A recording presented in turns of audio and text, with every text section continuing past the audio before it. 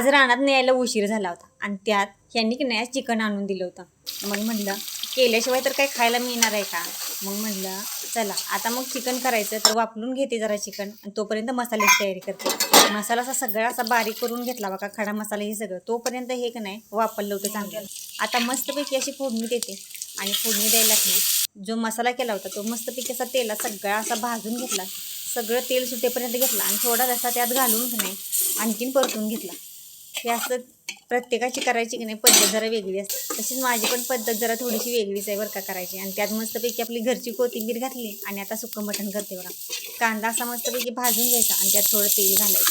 थोडं तेल घातलं की आणखीन जरा भाजायचं आणि त्यात अशी चटणी सगळा मसाला घालून की नाही मस्तपैकी परतून घ्यायचं. म्हणजे कसं सुक्कं मटण कसं एक नंबरच लागतं, सगळ्यांनाच आवडतं सुक्कं मटण खायला.